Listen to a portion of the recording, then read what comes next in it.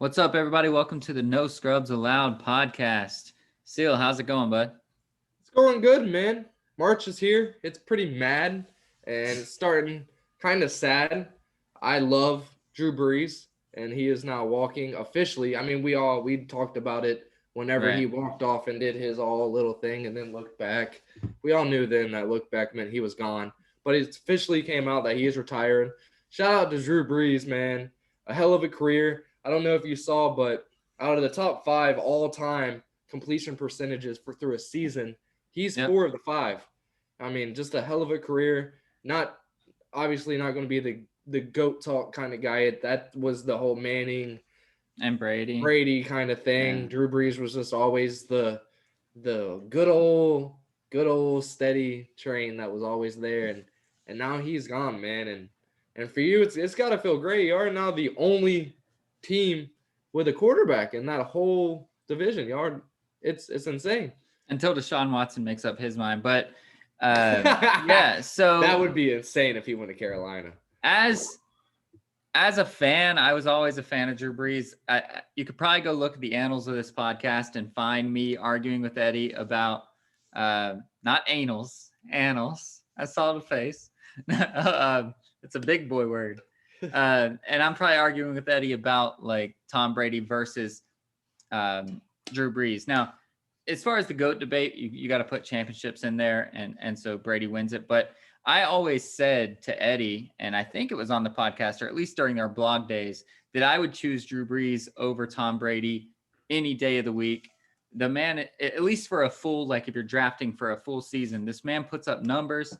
He's not only a first ballot Hall of Famer, he's also a first ballot fantasy football Hall of Famer, which I don't think Tom Brady will ever be. I saw Matthew Berry actually tweeted he is the only quarterback to have 5 straight seasons with 35 or more touchdowns, the only one to do it. So like he's the numbers guy. He's the most accurate QB of all time, and he's going to be for a long, long time, I think. And so to get him out of our division is amazing. Yeah, I love it. He gets to go, and then after we're done talking about him, we can talk about how Tom Brady gets to go for even longer. But yeah, it's nice to have him out of the division because Matt Ryan is, if he's even really still in sucks. Atlanta. He's not. I don't even look at him really as a threat when it comes to quarterbacks at all. I mean, he's not going to be in Atlanta. But yeah, I don't think real quick, that injury that happened in this season, that was the dagger, right? The Breeze injury. I think he was going to retire anyway. You feel like it? I mean, last year he made him the 3rd highest completing percentage in history. Just last season. Like I don't feel like he's still. I just think he was done, man. I don't think it had anything to do with the injury. I just think kids getting to be preteens, and his kids are getting older. He has like what 4 kids that are all around the same age somehow. Yeah, it's like 4 kids between like 12 and 8. Yeah, it's insane. I don't even know how that worked out, but yeah, they're all. That's really cool. That age. Did you see the video, the retirement video? Yeah, that was awesome. And you got to imagine, it feels like every interview he talks about his kids. When he goes and finds either his wife or his kids. He's a family guy. And like he said, he's not really retiring. He's just moving on to his next thing, his real life calling. And for him, I think that's being a father. And that's awesome. But even more so awesome for the Bucs because, oh, yeah, you got Shaq Barrett, baby. So we got everyone for like a few more years. So Tom Brady restructured his contract so he could potentially be here until he's 45, or we can have an out after next year, which is amazing. But if he wins for us again, we're never going to out him. He's going to get to stick around as long as he wants. But then Gronk comes back for another year. Shaq Barrett comes back for 4 years. We're just getting these people to just come back, and it's due to that 4 years. Yeah, we signed Levante. It's due to the fact that Brady decided to take less money, and that's the way, because he was contracted through this next year anyway, but because we gave him the 4-year deal, it stretches it out, and he doesn't need the money, obviously. And so it's really cool to be able to get these guys. So far we have not lost anyone that I believe was integral to our Super Bowl. So yeah, we're going to be the team in the division this year. Last year I was saying that I put money on the Bucs to win the Super Bowl, but I did not put money on the Bucs to win the division. And that was because of the Saints. And now I'll be able to put money on the Bucs winning the division and the Super Bowl. I'm definitely So- digging a September trip back to Vegas this year. I mean, we're going to win the division. Bucks are going to win the Super Bowl. We might not have the best odds. What did we have? Plus 1,400 when we did it? Yeah. Probably won't be anywhere near that for the Bucks, but I think I could turn a hundo into a good 400. Yeah, it'll still. I mean, they might be the favorites. Them or the Chiefs actually will probably still be the favorites, but it'll still be plus 400, I mean, plus 350. the Chiefs got rid of 2 of their best linemen, Yeah. and I'm They thinking just dropped those fools too. They didn't. Yeah. They didn't do anything about it. Hey, Jags. So there's a good old first overall draft pick that's ready to get picked up. Maybe we can switch him over to the left side and figure shit out. And, Right. Get rid of old Cam and just drop the franchise tag for this season. Yeah, the football's crazy, man. We got a lot to talk about tonight. Football's going on like crazy. The Jaguars signed a couple of cheap secondary guys. Could have used that money somewhere else, but I feel like we're going to do what a lot of teams are doing. And I feel like if we did this with our taxes, we'd go to jail for very many years saying, oh, wait, this quarter salary was actually a bonus. We're going to switch that to a bonus.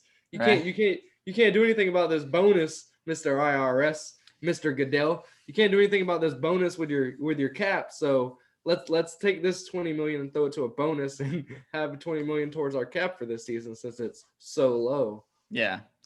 We used to do that. This is crazy, dude. We used to do that with our bonuses at work, and then we probably got audited or some shit. And now we do that shit through payroll so that it gets taxed. But used to, if you got like a $3,000 bonus, that was a $3,000 check. Now, if you get a $3,000 bonus, you get like $1,500. They tax it over there? Yeah, because we do it through payroll. No. Well, we do it through payroll. It's federal. Even here. No. So it's federal, so it better be there. Remember the story about the bet I had with my boss, the Seahawks Patriots Marshawn Lynch no run? Yeah. Whenever he actually manned up and gave me my $50, it was not taxed. That $50 was not taxed. Did he give it to you through payroll? No, through payroll on the check. Then you did something illegal. If it's on your paycheck, it's taxed by the federal government. That's the whole point of paychecks. It was like under bonus $50, and I did all the math and everything, and they took all the taxes out of everything else, and that $50 came up clean, straight 50. I don't know if they. Well, then you were probably it's only $50, not $3,000. That was back in this was 2014. So I mean, shit could have changed. States are different. But federal tax. Well, states aren't different for the federal, but I mean, I get taxed twice, obviously, because I get California and federal. But it used to not be that way. It was great. $3,000 bonus was a $3,000 check on my fucking lap. It was great. But anyways, that's neither here nor there. But yeah, that's awesome for you guys. That's awesome for all these teams that are restructuring the cap, and hopefully it's good for the players as well. Obviously, players can get screwed. It happens less in football than it does in other sports, luckily. But there's obviously the chance to get screwed. But it works out with guaranteed money most of the time, and incentives and things like that they don't have to go into the cap if they do incentives and all this kind of fun stuff. But let's talk about some other teams, too, that look like they're getting a little bit better. And let's start with, because now that they're not a threat anymore, we can start to talk about the Patriots. They signed Nelson Aguilar to go with Cam Newton. He came back. Nelson Aguilar is a good player, but do you think they have enough to start to make some noise again, or are they still a few years off? I did not even see that. The one I saw from them was absolutely ridiculous. Let me try to find it. Can you see who? Another Pats guy? Yeah. The Pats went crazy. I saw that they were crazy. I saw the Instagram post. I thought it was just they Aguilar. Signed Kendrick Bourne, but no, they signed Aguilar. They signed Kendrick Bourne, who was the 49ers third receiver on the outside. He wasn't even the third because he was the slot guy. He was the third on the outside. He was 1, 2, 3. So if somebody needed rest on the outside, he came in. Right. Oh shit, I'm not gonna be able to find it. But it was huge, man. $50 million. I think 3 years. Wow. Yeah, Jackson Haight. Nope, that's a basketball player. That's basketball. Oh shit, I'm not gonna be able to find it. Aguilar only got $26 million for 2 years, so that he's probably kind of upset about that. Then he's an okay receiver. I thought that was a good deal for him, $13 million a year. But if your guy's getting the guy that you're bringing up is getting 50 or 3, that's ridiculous. I'm not gonna find it. So yeah, so they're trying to stack the cards. Here we go. Oh, it's a tight end. Okay. Ex-tight ends, tight end, Jonnu Smith. So Okay. the tight ends, whenever they would go into a 5 wide, Jonnu Smith was the tight end out there. All right. Because I forget it's 89, the big white boy. I Vance forget McDonald? his. No, I forget his name on the Titans, but it was kind of a tell. So I feel like that's the reason they got rid of Jonnu and didn't either re-sign him or franchise tag him. The Titans didn't use their franchise tag this season. Yeah, And well, very well did you see that they got rid? Well, they didn't get rid of that. Corey Davis got picked up. So He's Titans aren't going to be. He's on the Jets now. So Corey Wow. Davis got signed by the Jets. He was going to be my next shout out. And so the other day at work over at Duffy's, shout out Duffy's, shout out to you, bro. I ended up having to work really late tonight, thinking I was going to get off 2 hours before I actually did. It's 1:30 my time, which is a little less at his time, but he's an actual white collar worker who has to get up early. I was about to say, yeah, it's later for you, but you stay up till like 4 a.m. This guy was wearing a Bears hat the other day and at one of my tables, and I was like, dude, Deshaun Watson, you down? He was like, bro, he's going to the Jets. So Deshaun Watson, Corey Davis, that would be nice. Holy shit. That would be insane. That would be absolutely insane. Yeah, so they locked up Corey Davis, which is nice. Jonnu Smith got $50 million. How many years? Let me try to find it again. It's got to be at least 4, right? And then they got Matt Judon. Okay. $32 million over the first 2 years. 4-year, $50 million with the Patriots. So yeah, it's $10 million a year. So can they even sign your boy anymore? Can they even sign Deshaun Watson if Aguilar getting $13 million a year? Jonnu Smith's getting $10 million a year. They got Cam. They're riding Cam 1 more year. Yeah, they're going to ride Cam 1 more year. What did they have? Smith will be a good tight end. Wasn't last year's Cam's deal like a 1.2? It was nothing. Some stupid shit. Yeah. Now 12 minimum of some sort. They gave him 12. So that makes you think, like, I mean, granted, the Patriots had the most opt-outs last year. There was 17 or something ridiculous like that. Right. All them guys are going to be back this year, even though, I mean, everywhere but Florida is still dealing with the same world we were in last year. Pretty much. Kansas, they might not even be able to be in March Madness. We'll talk about that later. But COVID and Corona, them two are still here. COVID keeps coming up with brothers and sisters, but yeah, it's still here. It's still rocking. But dude, it's crazy. It's absolutely insane. Yeah. So the Jets and the Patriots are both trying to get. Yeah, and everybody else is worried about this $182 million cap that they thought was going to be what, 230 this year, I think. It got dropped hard. So $50 million is a lot. That's almost 38% rough draft. But it's over 4 years, so it's not. Yeah, but yeah. So everybody else is kind of butthurt about it, and the Patriots.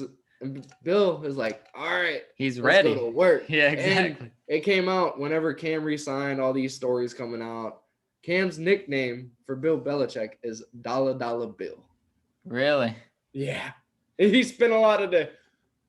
That's awesome. So some of these teams are pulling the trigger, and there's another team that saw a prime ripe chance to pull the trigger, get their shit done, and a team that already won their division, the shittiest division in football, the NFC East, now got a little bit better.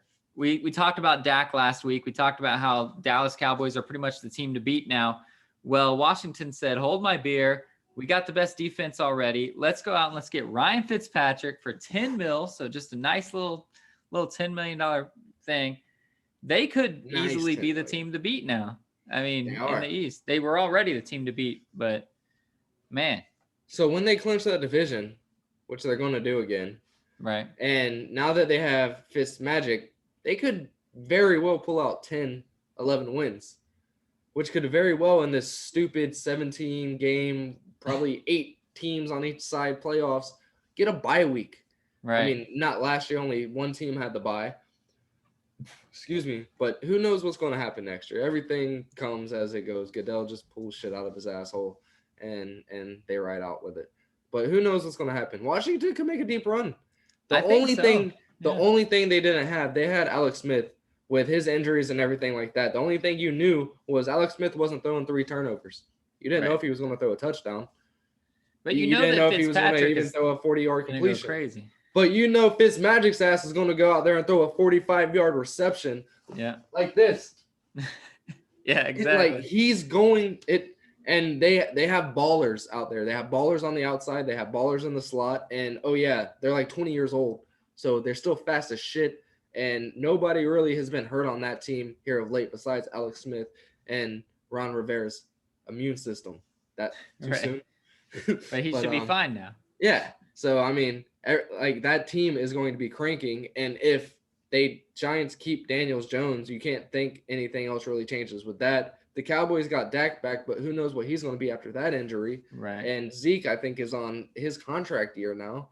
So who knows if he's going to explode or save it for the next team he goes to.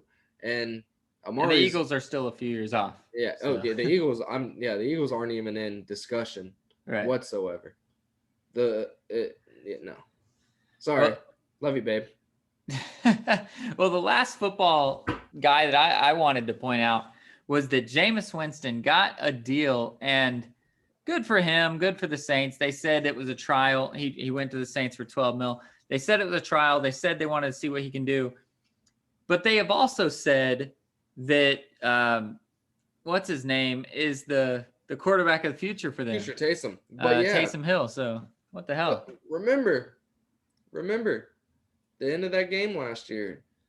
No, the last regular season game. Drew Brees looked at Jameis and said, "It's your time. This is your team now." That's what Drew Brees said, and that's what made us all start speculating. And if anybody knows anything, Drew Brees and Sean Payton are this. So if Drew Brees told Sean Payton that Jameis can get this team, this is going to be Jameis's team. It's going to be Jameis's team.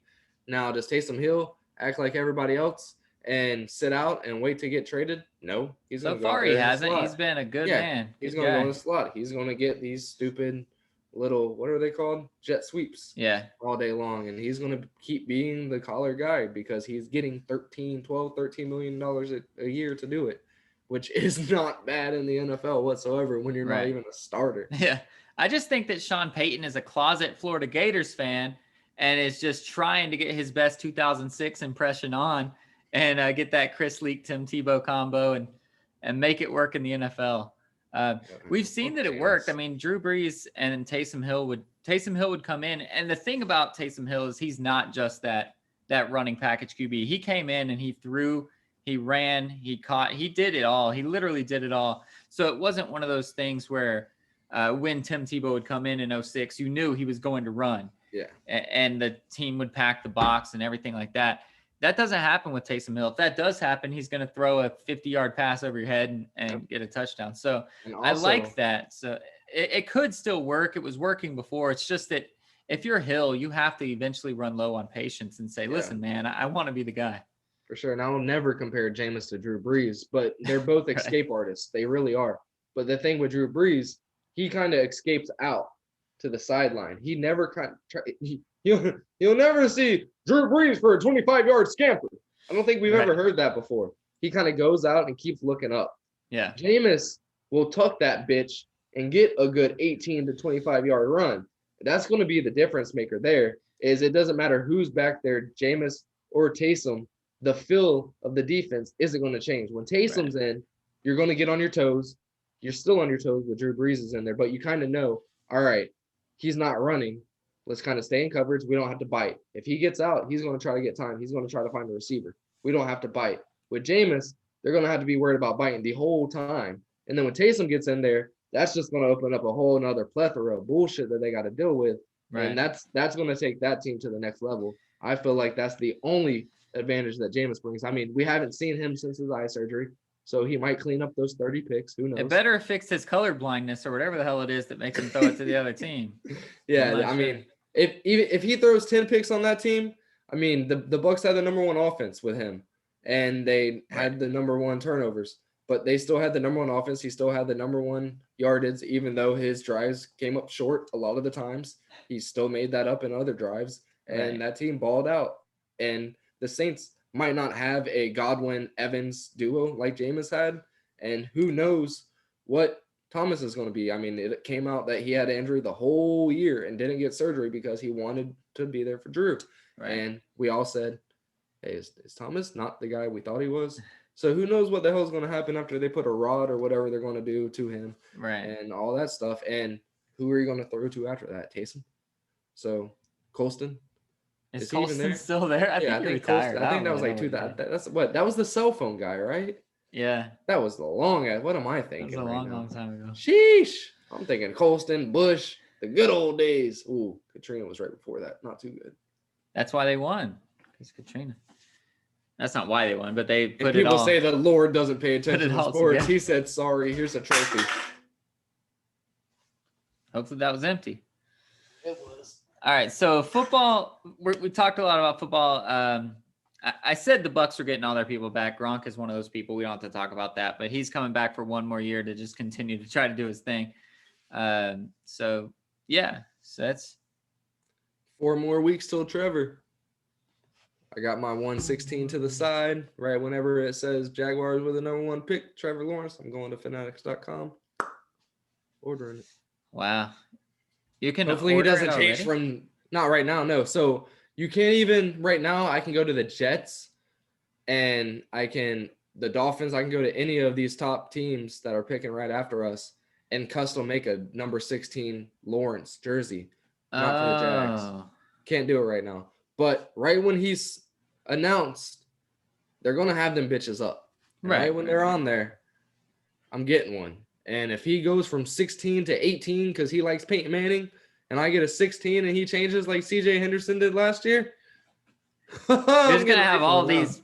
You got to get that, the insurance. No, they don't. So the insurance is, so if CJ Henderson would have traded to another team, I could have been like, hey, here's my jersey.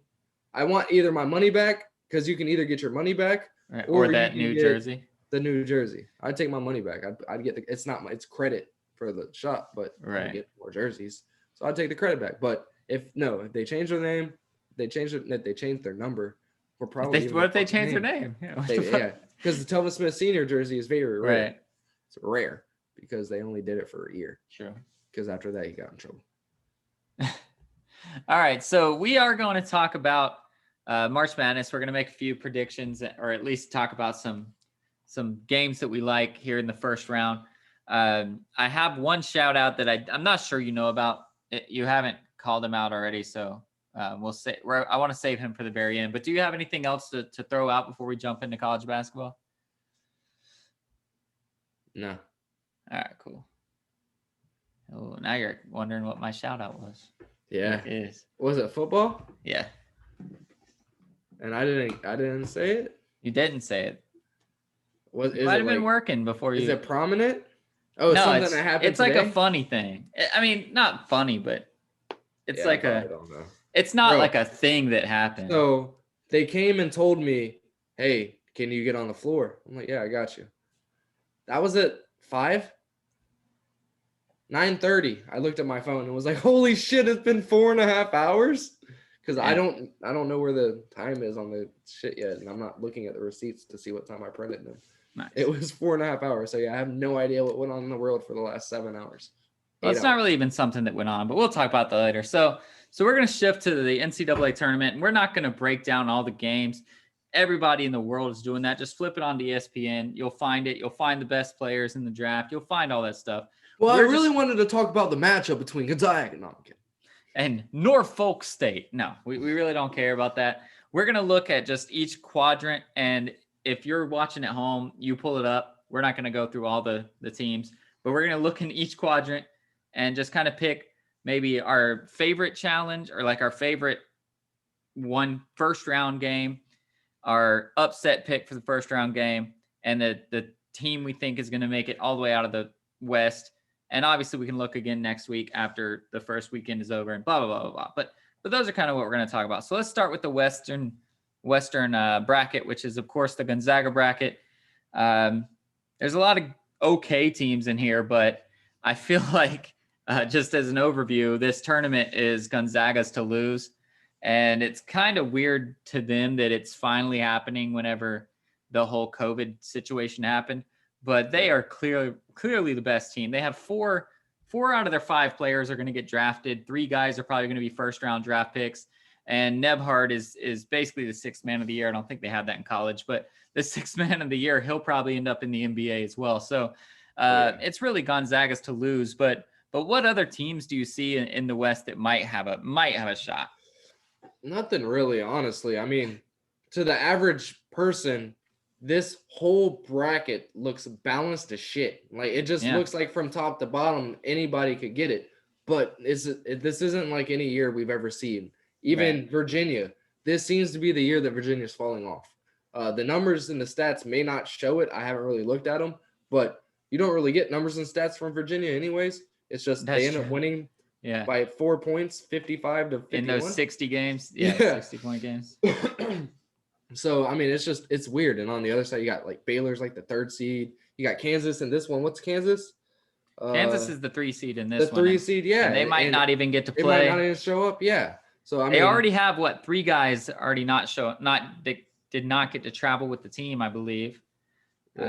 So the only team that I'd really be worried about is Oklahoma, but they're going to see them right off bat. Right. So that's their biggest test, I think, of the whole thing until the Final Four, and that's right off rip. So I think their biggest test, Oklahoma's good, but I think their biggest test would be Oregon, and they would see them in the Elite Eight. But Oregon's all the way down at the 7th seed. They'd have to get past Iowa, and Luka Garza, who is potentially the player of the year this year.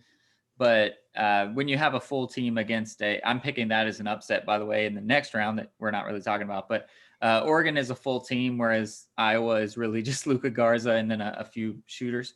But those Oregon, shooters, I think, those shooters are consistent, man. Oh, they are. When Iowa's hot, they will beat Gonzaga. Absolutely will beat Gonzaga. Well, because Luka Garza will be the best player on the floor any game that he's in. And then you have 3 other people scoring 18 plus. They will outscore Gonzaga if they are on. It's just they've been on 8 of the 20-plus games they've had this season. Yeah, Gonzaga has played Iowa, and they beat them by, I think, 23. So you see what happens when Iowa's not on, and they play Gonzaga. So that's I think Oregon is the best matchup for Gonzaga. They have 5 dudes that can really play together, and they're really just a not as good Gonzaga. So Gonzaga would obviously have to not be playing at their peak because they're undefeated for a reason. If they are playing at their peak, they're going to beat everybody. But Oregon gives them a chance. So the only reason I say Oklahoma is because they're just big. Those are some big grown boys, and they could size up. And if Gonzaga isn't able to hit their shots, they have no chance against Oklahoma in the paint. I just personally feel like that's. And I've watched enough college basketball to talk about college basketball this year, but I haven't went and looked at stat sheets. I don't know all these guys' names. I know Nimhard. But I know they've been doing really good. I know their offense is insane. Their defense is substantial, but the paint is where they could really lose it. And Oklahoma has some serious boys in the paint. And maybe if you catch Gonzaga in the first weekend, that's the time to catch them. Honestly, maybe getting them right off rip is better for Oklahoma than when they start to get in their groove. Because when this starts, it's they're going to be a week out now. And you don't practice in March. Right. All right. So what's your most intriguing matchup of that first round? And I know a lot of these teams, nobody gets to watch these lower seeded teams that win their conference and win, but is there any really good game that you're looking at? Wichita State's going to beat Drake, I think. Yeah, they better say that. Yeah. Yeah. Them against USC is going to be a great game to watch. Either way, it's going to be a close game. I feel like it's not just going to be a blowaway. That's going to be a fun game to watch. There are a lot of shooters and a lot of fast dudes. It's going to be fun. Ball movement, not too much. There's a lot of ISO on Wichita State. I only watched a couple of highlights from USC. They got shooters. They're good. Galore. They're solid. But so I don't know about the ball movement and stuff like that. I do know at the end of the day, that's going to be a great game to watch. And it's definitely new age NBA type play from both of those teams. And that's the one that I'm excited to tune into. Okay, cool. My game to watch, you kind of called it out in your little just quick preview of the region, is Virginia versus Ohio. This is not my upset pick. I think Virginia will win, but the way that Virginia plays is perfect for the way that Ohio plays, because Ohio will never blow a team out ever in their life. They just want to stay there. And Virginia lets every team stay there. And Ohio has better shooters than Virginia. So if it comes down to that second half right at the end, and it comes down to even just free throws or trading back and forth threes or mid-range, Ohio has the better shooters and they could do something. Again, I'm not picking it as my upset pick, but I think that's going to be one of the best games from this region. That game starts at 2:00, tune in at 3:08. Yeah. Don't watch the game, but it's going to be one of the best games. It's not the most entertaining game, but it is one of the best games. Good catch there. Yeah. Good catch there. So now let's move on to the upset picks. And my upset pick that I am solid on it. I have already made 7 brackets, I think, something like that, like real brackets. I also have like mascot brackets and stuff, but I don't count those. And I have picked this upset in every single one of them. So, of course, it is the one that's going to ruin my perfect bracket. UCSB over Creighton. I'm guaranteeing this. This is my lock of this region. They are probably the best defensive team in the entire field of 68. Maybe Houston is better, but UCSB is really, really good. They don't turn the ball over and they turn you over. They're a trap. They're like that old West Virginia defense from back in the day. Yeah. They play for the entire 40 minutes trying to trap all day long, do their thing. They force turnovers, and all Creighton can do is shoot threes, and UCSB is going to be in their grill. They're not going to let them shoot threes. I think that's the easy upset pick of all 4 brackets for me. That's my one lock that I have all day long. Mine's on hype. Okay. So when VCU gets into the tournament, they make a run. It's true. They don't ever get past the Elite 8. I don't even think they've gotten past the Sweet 16, actually. But they win at least 2 games when they get in there. It's true. So they are going to help you out a lot because you think they're their best chance to beat Gonzaga. Oregon. And they're just going to take Oregon right off rip. I think they're going to be the team to do it just because they're going to be too much pace for a steady, ready team like Oregon. I mean, they're probably going to be ready for it. I'm probably wrong, but VCU always finds a way to win in the tournament. They always show up with a chip on their shoulder, and I don't see that heart in Oregon. There's never really that heart in Oregon. There's just that one tiny dude who always shows up and shows out. But like you said, this year they don't have the one guy; they have the team. Yeah, and VCU can beat that team. All right, cool. And then we talked about it briefly, but just to give you your piece, do you have anyone other than Gonzaga coming out of this, or do you have Gonzaga? No, it's going to be Gonzaga. I have Gonzaga as well. Yeah, that's probably the biggest duh of this whole bracketology. Yeah, they got given an easy route, which is what they should. They're the number 1 overall seed, but yeah, they got given an easy route. If Kansas shows up, Kansas is going to meet them in the Elite 8, and that's going to be fun to see. But like you said, Kansas probably won't be there. Yeah. There's some smart money going down on Eastern Washington because right now they're still plus 450 favorites, and Kansas might even have to legitimately forfeit because they might not get 7 players or whatever. So there's some smart money going out towards that plus 450 on. And you didn't take the 8-hour there and back trip today to throw some down, bro? No, I might tell Marco to, because he's going to be there before they start. I might tell him to drop some money down. I'm gonna tell him to throw 100 on for me. That's easy. Because it's still there, like against, like first round matchup, they're still plus 450 against right Kansas. Now they are. I mean, Marco won't be there till Thursday, I think, but which is when the games start, I think. Yeah, but it's gonna be fucked by then. Yeah, they'll already know by then. I might let them put down that 9-team parlay. I said though. Ever since I've told people that I went to Vegas, I've learned that there are a lot of bookies out there that call in and take deposits. So maybe I'll. You have to pay them the vig though, which of course is a thing. Yeah. But it's worth it. It's plus 450. Yeah. Plus 450. If I'm getting $1,000, yeah, I got you, homie. Appreciate you. All right, so let's shift down to the Eastern region, and that's Michigan's region. This is one of the tougher regions to pick because there's so many good teams. And really, I don't even know when it falls off. I would say the top 12 seeds, maybe 12 is when it falls off, but it's Georgetown, so we want to give Patrick Ewing some love. since Madison Square Garden doesn't give him any love. Did you see that? He was mad because they were like looking for his credentials. Am I in the rafter or what? That's just the rules, man. Security guard's doing his job. But that and I guarantee you, because whenever like you're looking at the chest. If they're supposed to have a lanyard or something, you're not looking up. You're looking at their chest, like, "Hey, bud, where's your badge?" And then he probably looked up like, or he might have even been like, "What's up, Patrick? You got your badge?" Like, just. If he said, "What's up, Patrick? You got a badge?" That's when he could smack him. But if he says, "Excuse me, sir, do you have your badge?" and looks up and says, "Oh, this 7'2" guy. Oh, maybe it's okay." But no, he's definitely okay to lash out and be pissed off at that. I mean, I don't think he should. It's the rules, man. Just have your lanyard ready. Have your shit ready. He's not Charles Oakley. Have your stuff ready, bro. LeBron James has to show his. Bro, too. Fuck LeBron. Don't bring LeBron into this. He has to show his too, and he's a better basketball player than Patrick. At work, right at the patio to go out the patio doors. Yeah. There's a big ass Miami Heat LeBron picture, and every time I pass by it, I just flick it off and say, "Fuck you, bro."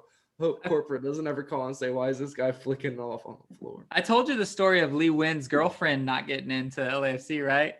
I mean, at least it's his girlfriend this time, but not him directly. But that was hilarious. He was getting pissed. It was great.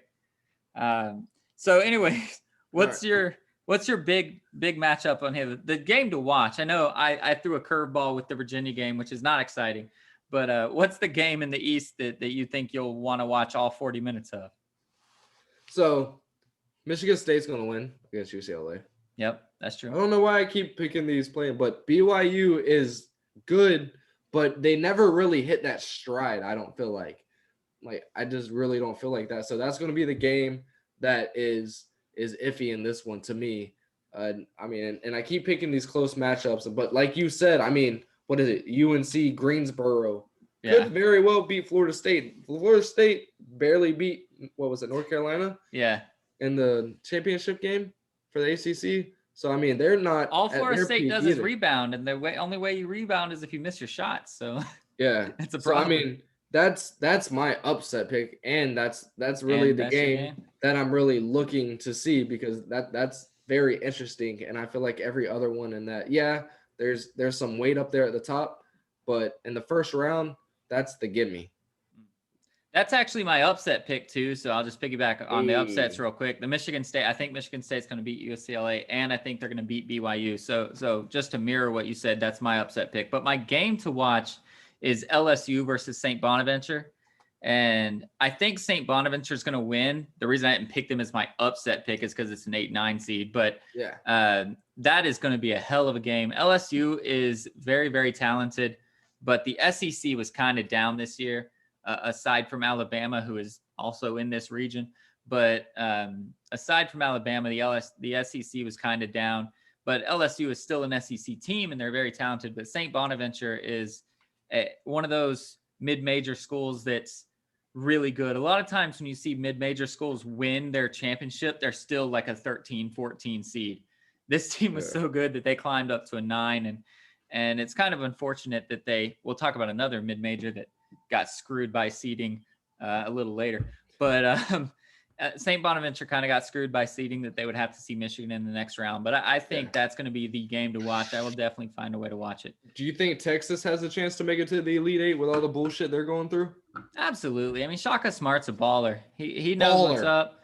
Now, I mean, again, they would have to go through Alabama, and I think Alabama is potentially the team to get out of this. We'll talk about that in like 2 seconds, but Texas definitely has a shot. Like I said, I would seriously say the first 11 teams all the way to that play-in game with Michigan State all have a shot to really come out of this. This could be the big time upset bracket. But so any of those top 11 teams. Michigan is the number one seed. I mean, West Virginia almost got a number one seed, and they dropped the last 4. If they wouldn't have done that, they definitely would have been a number one seed. I would choose them as the on the cliff 1 seed, but it's Michigan. Michigan is the one team that could potentially not even make it to the Elite Eight. Right. Like potentially. But if they do, they have a very big chance of getting knocked out by Texas. Very big chance. So we'll go ahead and say it. What's your team to get out of the East, at least this weekend, this first weekend when you say Texas? You have Texas? Yeah. So I mean, Gonzaga, to me, Gonzaga is probably, and at the end of the day, going to be the only number one seed in my eyes. Okay. But yeah. I have Texas, 2 number ones coming out. Okay. Texas, it's going to be Michigan, Texas. And by that time, Texas is going to be rolling on all cylinders, and Michigan is going to be barely winning games. Okay. Like they've done a lot this season. So, yeah. So I don't have Michigan or Texas in my Elite Eight. Wow. I have Colorado and Alabama. You don't even okay. So who do you have winning? I have Alabama sneaking through. Okay. Colorado's a hell of a team, bro. Yeah, bro. But that team and I think Colorado is going to get lucky, is why I say this, because Georgetown's overrated. So they're going to beat Georgetown. Yeah. Then they'll get to play, I think, UNC Greensboro potentially, but that's not my upset pick. It could be Florida State, but that's still a matchup that Colorado should win. And then they get the Michigan team that you're talking about that I think could be kind of sputtering down the stretch, and Colorado will sneak their way in. But then they'll face Alabama, and Alabama's a real team that can play real defense and can really. I mean, Colorado's got some, like that show that we're watching. Joe was talking about. You got basketball players and you got hoopers. Colorado's got some hoopers. Yeah. Like, but Alabama's got basketball players. But yeah, and Colorado, they're small, man. That's true. But yeah, I got Alabama coming out of the East. Wow. Okay. So let's slide up to the South now. Ooh. The South is Baylor's bracket, and this is just the Blue Bloods one almost. All the top, I think 8, 9 seeds are all teams that have been there before. They've done it all. They've either won or they've made it to a championship, except Baylor, I think, actually. So this is kind of the been there, done that bracket. But what's your favorite game from this first round in this one? Florida, Georgia. It's going to be the best. It's going to be, but the only reason I don't want to say it is because it could also be the upset pick too, man. I mean, they broke my heart. They sucked against Tennessee. We already beat the shit out of Tennessee. And I woke up. I set my alarm. I woke up early as shit, like 10 o'clock in the morning. And by 12, I was tired again. So I was like, dude, I'm waking up at 2:30. Woke up at 2:30. Hey, Alexa, play the University of Florida fight chant. Alexa, stop. Then I go to YouTube. I'm just happy you didn't put mine on. Alexa, stop. I can't pause. Then I go to YouTube and play the Go Gators. And then I do the Go Gators rap song. And I'm hyped, man. Put on my Gators hat, throw on my Emmitt Smith jersey because I don't have a basketball jersey because they suck ass. I could. So you can go get a Joakim Noah one right now, but it's it looks like a warm-up jersey for $110. Yeah. Not doing it. Looks like I could have got it from China. Not doing it. But so I don't have a basketball jersey. So I throw on my Emmitt Smith that looks clean as shit. And then they were down 30 at halftime. You're like, what the hell? From the start, the refs didn't want us to win. We didn't want us to win. Man didn't want us to win. Appleby was taking 2-foot shots when he's 5'3". And Tennessee's got height. That Pons dude, that small forward, is like 6'8". He's like 6'8". He had 5 blocks in the first half and like 3 blocks in the second half.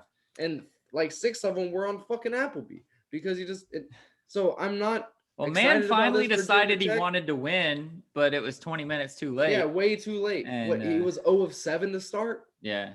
And I've been asking everybody. I want to ask you. When he's 0 of 6, when he takes that 7th one, boing, right off the front of the rim, do you pull him and let him sit, get in the locker room, figure out what the fuck's going on, and hope he comes out of the second half firing on all cylinders? Nah, man. He's our leader. You got to let him Kobe Bryant that thing. You just shoot it out of it. And he shot us out of the game, dude. He did, but then he found it, and once he found it, I think he had 29 points in the second half. So he found it, and hopefully he found it, and it's going to roll into this tournament because if he's playing like that and he drops 40 points, we're going to crush Virginia Tech. But Payne, you're like our senior dude. I mean, I think he's a junior still, but you're our third-year starter. No, Yeah. second-year starter. You've been in the rotation for 3 years. This is the most playing time you're getting, and you're playing so hesitant. I don't want to call you the B word because I respect the shit out of you, dude. You're really big, but you're playing like a little girl. I can't even say that. It's 2021. We're going to get Right. We canceled. can't for say saying that. A little girl. I guess a little girl would not be very good in You're college playing basketball. like a child. Yeah. Sex not included. You're just playing like a child. A You're playing like you're non-binary scared. child. You're playing like you're around a lot of tall people. You're the tallest dude on the court, bro. Get the boards. Like, you don't need to be at the free throw line trying to get boards. You need to be at the invisible restricted lines that's not in college. Sit down there, jump up. You have fucking huge arms, and it's just lackadaisical. He's there but doesn't know what to do. And if he showed up and showed out, we're good because he's what we have down low. Yeah. Like, that's it. I mean, that's when you look at our chips, it's Joakim Noah, Al Horford. Yeah. You got to have those guys. I mean, we had a white boy 5th-year senior just shooting threes. Right. Who didn't do shit overseas, I don't think either. No. But it's all about the bigs when it comes to Florida. If something doesn't happen, hey, I love the White family. But bye, Mike. This is the biggest what if in Florida history, because if we had Keontae Johnson, we would not be a 7 seed for one. Oh, hell no. And we would be rolling. Looking at this, if we ended up in the South for whatever reason, we would be rolling these teams. All of these teams in the South wouldn't stand a chance on us. We would be a 1 or 2 seed with Johnson. And so that's kind of sad. Big what if, and you can't fault Mike White for that. But we still have a team that should beat Virginia Tech. If we bow out in the first round, we're the higher seed, we're the better team. We can't go out in the first round. Now, if we end up facing Ohio State the next round and losing, then whatever. But you can't lose to the 10 seed Virginia Tech. So that's your game of the weekend there. My game of the weekend is, again, going back. It's not my upset pick. I don't think it will be an upset pick. I just think it'll be the best game. But much like this Virginia game, you might not want to watch from the very beginning. You might want to watch the second half only. And that's Villanova versus Winthrop. I think that's going to be a hell of a game. It's going to come down to the wire. It might not be as exciting as you want basketball games to be. If you're a casual fan, go watch Baylor and Hartford because Baylor's going to drop 90 on them and roll out. But if you want to watch a good game, that's going to be Winthrop versus Villanova. But I think Villanova will escape. They're just too well coached. And that's really it. I mean, they probably have more talent too, obviously, because they're Villanova, not Winthrop. But they're too well coached, and they're going to run away with it. But that's my game there. So my game to watch is actually my upset. Okay. It's the Utah State versus Texas Tech. Why Texas Tech got such a good seeding? Right. I mean, that's not too good, but I was shocked. I was surprised. I feel like they were just trying to find big names to fill out that region. I think and, so. Texas Tech comes with it. But Utah State more than likely is going to win by double digits in this one. And that's going to be fun to watch. People like to root for the not seen, and nobody sees Utah State. So when they're looked at and then they get the breaking alert, they're up by 10 with 5 minutes to go. Yeah. People are going to start tuning in. And yeah, that's going to be a fun game to watch. I don't think it's going to be a fun game to watch as far as a close game. Right. It's just by 5 minutes into the second half, they're going to be up by 12, and it's not going to get any closer than that because Texas Tech doesn't have the firepower to be able to bring it back. They don't have Jarrett Culver anymore. Yeah, and Utah State can just keep dropping threes on them. So it could either get stretched out and blown to a 20-point lead, but I think they're going to end up winning it by double digits for sure. So that's my game to watch just because of it being a no-name team, really, a lower college against a powerhouse, now SEC, right? Texas Tech's SEC. No, that's Texas A&M. Texas Tech's still Big 12. Yeah, so not powerhouse Big 12, but a Big 12 team. That's going to be huge for that Utah State team, even though they are going to get knocked out in the next round. But yeah, that's going to be fun. So that was going to be my pick, and I will actually refute your last pick. I'm not going to make this pick. I have a secondary one, so I won't mirror you again. But every year, to refute what you just ended with, every year has a double-digit seed make the Sweet 16. Utah State's my team, my double-digit seed to make it, because Arkansas is not that good. I don't know why they're a 3 seed either. So Texas Tech's too high to be a 6 seed, or too high as a 6 seed. Arkansas is too high as a 3 seed. I think Utah State could swing through both of those guys with no problem. So Arkansas this year, they don't have that firepower to be able to come back from the 12-point lead, but they're also scrappy as fuck. They're in your face, dude. And I don't see Utah State, the team they are, they're going to be fucked. They're probably going to get 7, 8, 9, 10, 15 turnovers. That Arkansas, that's just the team. Arkansas. I mean, I see the way you're looking at it. There's a big ass white dude on Utah State. He's a baller. Yeah, and it could, if you just feed him, and for some reason Arkansas he's able to put up 30. Defend that kid. Yeah, if he's able to put up 30. But I just feel like the way Utah State is going to be against Arkansas, if they are able to make it, they're just going to try to shoot it, and they're going to. I don't think they're going to try to shoot it. I think they're going to give it to that big dude. That perimeter defense at Arkansas is no joke, and I just. That's why they're going to give it. I think Arkansas's tallest player is like 6'9", and this big 7-foot Utah State guy is just going to roll him.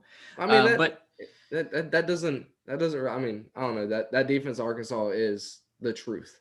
But my secondary upset pick is another, like I said at the beginning of this, it was a been there, done that. It's a lot of blue bloods. We already talked about Texas being too high, Texas Tech being too high, Arkansas being too high. Another team that's too high is Purdue, and North Texas is going to come out and ball. I almost did that one, dude. I'm not sure. Now, they weren't my main upset pick, Utah State was, but I do think North Texas will be up by like 15 to 18 at halftime. And then Purdue's going to come out and start battling back, but we're going to see if North Texas can hold on. Purdue's just not good this year, dude. Now, they are not good. And that's why I think North Texas, if they're hitting their threes, they could miss their threes and lose by 30. But they're a fast-paced team. They're a three-point shooting team, and they're really good. Now, another team to look at before we move on, just because I feel like giving them some love, Colgate. If you are picking Colgate, guys, because they have one loss, they have only played 3 teams this season. Dead serious. They're 14-1. They have played 3 teams. They played each of them 4 times, I think, and then they got their tournament. Actually, I guess they played a 4th team for their tournament final, and they won by like 9. But they literally played the regular season against 3 teams. So, yeah, they're 14-1, but pump the brakes there. Sorry, guys. They're 14-1 against literally nobody, the same 3 teams. Yeah. When I saw that, I looked. I was excited. Reaching. I was like, "Woo, 14-1, baby!" Yeah, it was nobody's. They're just reaching now. I mean, it's that whole bracket's reaching. They're just trying to fill it up. SEC, Big 12. Yeah. Oh, no name school. Like it's just they want that. This is a heavy. weird. A 9-loss team is a 3 seed, bro. Right. Weird fucking year. Yeah. So who's your team to come out of the South then? Yeah, I know you said you only have one number 1 seed. Gators. So it's not I'm going to be Baylor. Go Gators. You're picking the Gators. Yeah, that's all hard. I mean, I know we're not going to, but go Gators. Well, I am picking Baylor. This is my other number 1 seed to get out. Baylor is, if Gonzaga wasn't existing, Baylor would be far and away the best college basketball team this season. They almost lost to West Virginia. They're the best defensive team and the best offensive team besides Gonzaga. So I think Baylor is the team to beat in here. And really, I just don't think anybody else is good. Like we said, I mean, everybody else is overrated. Baylor is not overrated because you can't overrate 1 or you can't go above 1. But no. Yeah. So I think it might be Baylor against Utah State even, and they might get to coast in with ease. So I have Baylor. So we're going to shift down to the Midwest, the last one. And this Midwest is the best bracket, in my opinion. This is the bracket to watch. We're going to pick a game to watch because that's what we're doing here. But this is the bracket to watch. Go watch every single one of these games. It is going to be good. You're going to get to see the number 1 pick from next year in Cade Cunningham, get to play for Oklahoma State. You're going to get to see this Illinois guy that might end up winning the Player of the Year if that Suggs guy from Gonzaga doesn't win it. You're going to see some amazing games. Just watch every single game in this one. But still, what is your 1 game you would have to pick if you're going to pick 1? To watch? Yeah. I mean, I'm looking, and I'm not watching Tennessee, Oregon State. That's going to be a scrub fest. It's going to be probably 60s. It's either going to be a Tennessee blowout or a stupidly close game of bad basketball. Yeah, that's what I'm projecting. That's exactly right out the gates. I don't see Tennessee because, again, to go back on this point in time, it's not like these people are practicing 3 times a day, 5 days leading up to. And they could be right now actually, but in a normal year, these dudes just played 8 games in the last 15 days. So they're taking these 4 days of rest. So if this was a normal year, Tennessee could have some ugly basketball coming and they could end up being upset. That's my upset pick. But I have to say my game to watch is going to be the Rutgers Clemson because anybody could win it. And they're both fun to watch already alone, no matter who they're playing. And they're playing each other. And it's just fun basketball. Like, it's really fun basketball to watch on both ends. It's going to be cool. My game to watch, I believe that game's going to be really good too. And that was going to be my upset pick, actually, except that I don't like picking 10-7s as my upset. But that's going to be a really good game. I think I did that twice now. Yeah. But the game that I think is going to be the game to watch is actually going to be Liberty and Oklahoma State. Because I think Liberty is the better team, honestly, in this 13-4 seed. But Cade Cunningham is a fucking baller. And he gave Oklahoma State the Tebow speech in their conference championship, and they came up just short. But they were down in the first round. And at halftime of the first round, I think they were down like 12 points. And he gave them their Tebow speech. And then he went on a fucking – he didn't even have to give anybody a speech. All he had to say was, give me the ball. And this dude went off. They won like 4 straight games with him dropping over 30 every game. And then they fell just short in the finals. But this guy he's the best player in the thing. He's probably going to be the number 1 pick in the draft. That's going to be the game to watch. You have the best player versus a team that should be the better team. So I could almost pick it as my upset pick. Liberty's a very good team, but I'm not picking against Cade Cunningham. He is a beast. Yeah. How about Morehead State, West Virginia? West Virginia just keeps losing, and Morehead State. That's another one. Why are they a 3 seed? They have such shitty record. I mean, the only reason they have a shitty record is because they lost 4 straight to end the fucking thing. That's true. I mean, 5 if you count the conference. Right. But yeah, they lost 4 straight to end it, and up to that point, they were a 1 seed. Yeah. If they would have won 2 of 4, they would have been a 1 seed. But they fucking lost 4 straight. But I forget the other. But they lost to Baylor. Right. What was the other one? They lost to 2 top 10 teams. Texas, maybe, and then 2 like good teams, but Big 12 teams. So, I mean, obviously they're a 3 seed, just 5 losses, but it's a weird year, bro. We have all these usually a 3 seed is somebody who has 4 losses tops. Right. So it's a weird fucking year, dude. I mean, COVID, Colgate, like you said, 3 teams. I mean, shit, fucking Trey Lance could be the number 1 pick if North Dakota would have just played 3 teams 5 times. For sure. And got him on some film. So you said your upset pick is Oregon State over Tennessee? Yeah. Nice. Yeah. It's going to but I wouldn't watch it. I would not watch it. It's going to be a sloppy ass game. Oregon State's going to get turnovers, and it's just going to be picking the ball layups. And when they are in their half court set, it's going to be getting in the paint. And Tennessee is just going to be scratching their heads and giving it to the big white guy. And he's going to miss everything. My upset pick. He loves Tennessee, though. Did you see that when we played them at Tennessee's home? Yeah. For their like senior night last game and all that stuff. Yeah. And dude, he sucked. He sucked. He has the option to come back for a 5th year and make it better. He should, because he sucked on senior night. So my upset pick is actually Syracuse over San Diego State. San Diego State, the only reason they're the 6th seed is 1, because they won their conference, but 2, because logo. 2, they do have a cool logo. But the whole reason they're a 6th seed this year is because of last year. Last year they won 30 games. Last year they were going to be a number 1 seed, which is nuts coming out of the Mountain West. And of course, March Madness didn't happen. And I think the March Madness committee felt a little bad about it because this year they're just not as good. They're like 23-7. They're still good, but now they're more like a Mountain West team that's okay. Syracuse 23-4.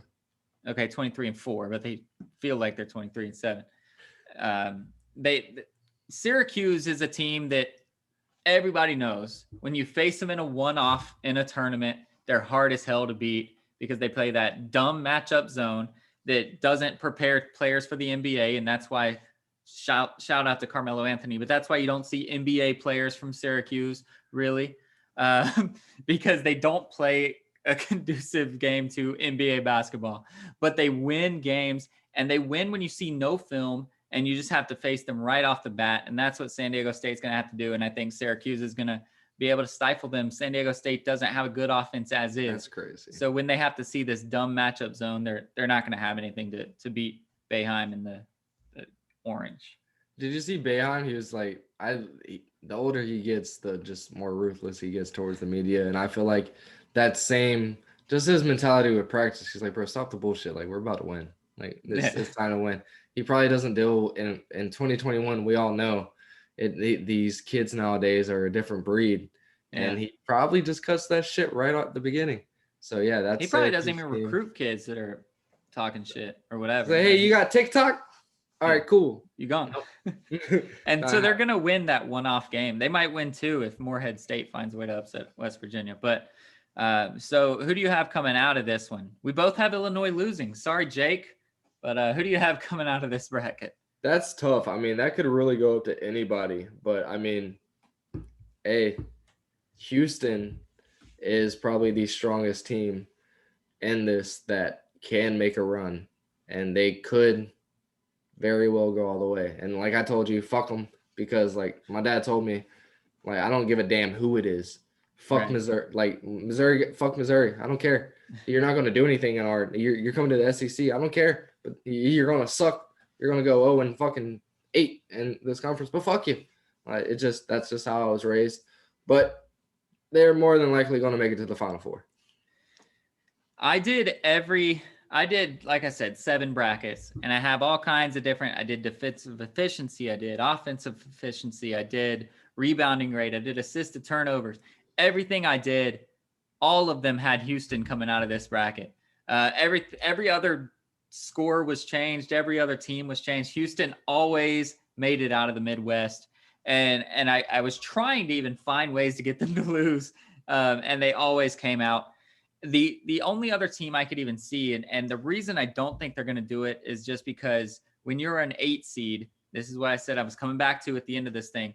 When you are an 8 seed, you get the shaft. You get the hardest run. This team got fucking screwed. Loyola Chicago. They made a Sweet 16 run last year. They're a better team this year, and they got shafted by getting the 8 seed.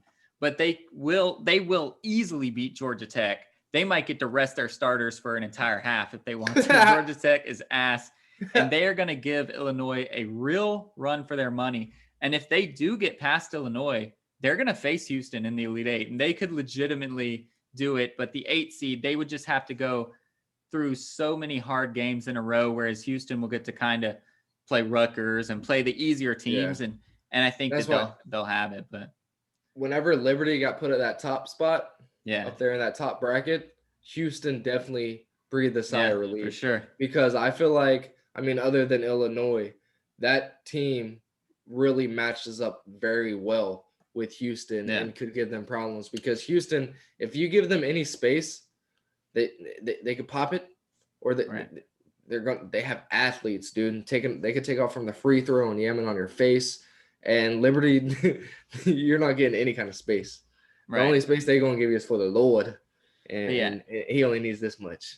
Loyola Chicago, if they were not the 8 seed, if they weren't facing the number 1, then the number 4, then the number 2, like they could easily have made it out of here. But it's going to be tough. I hope they do. That'd be amazing. I'm going to make a bracket that just has them coming out just because I love it. I really feel like they could make it to match up with Houston. I think so. If they make it past Illinois, I don't see anybody else beating them except Houston, honestly. And these 1 seeds are suspect as fuck this year besides Gonzaga. Illinois just went on a run and took West Virginia's spot. And I was about to say, if West Virginia wouldn't have slumped off, then they'd probably be a 2 or 3 seed. Yeah.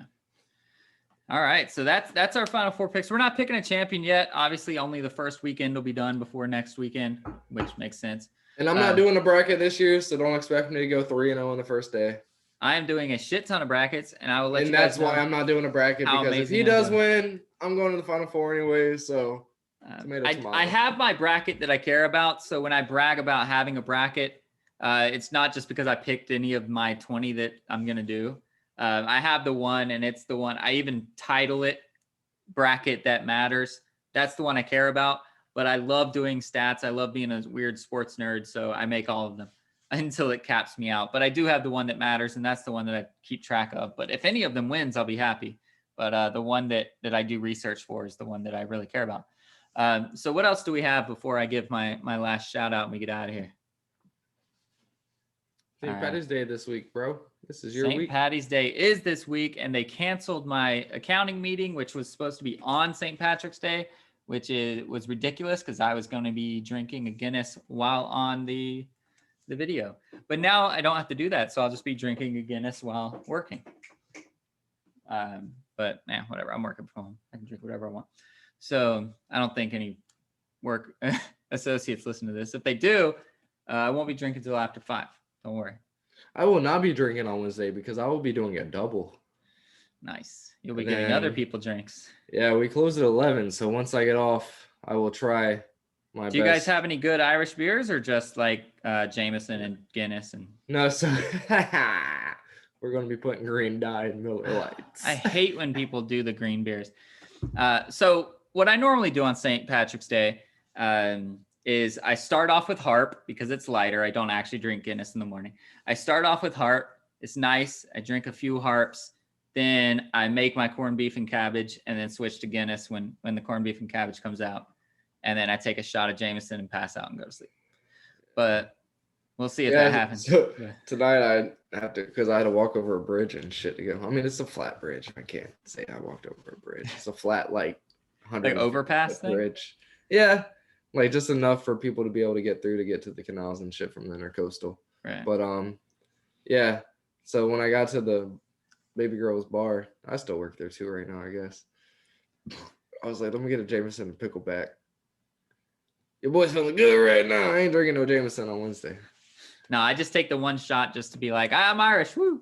And then I don't even know. I mean, I'll do the ancestry.com thing eventually, but I might find out I'm like 8% Irish, but I'm probably more Polish than Irish, so I probably shouldn't celebrate it too much. I shown you my 23andMe thing? No. Guess how much Irish? Like 80. 83.5% Irish. So that's why I do this stuff. But anyway, the shout out that I want to make, did you see Russell Okung story? Yes, man. The highest paid Bitcoin. The highest paid defensive player. The highest paid defensive player in all of football is Russell Okung. This man got paid $13 million last season, but decided to restructure that and make half of that, which is about $6.5 million, go into Bitcoin.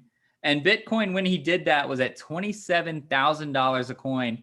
It got up to $60,000 a coin, which made him the richest defensive contract in all of football. So shout out to him for deciding to do it that way. That's amazing.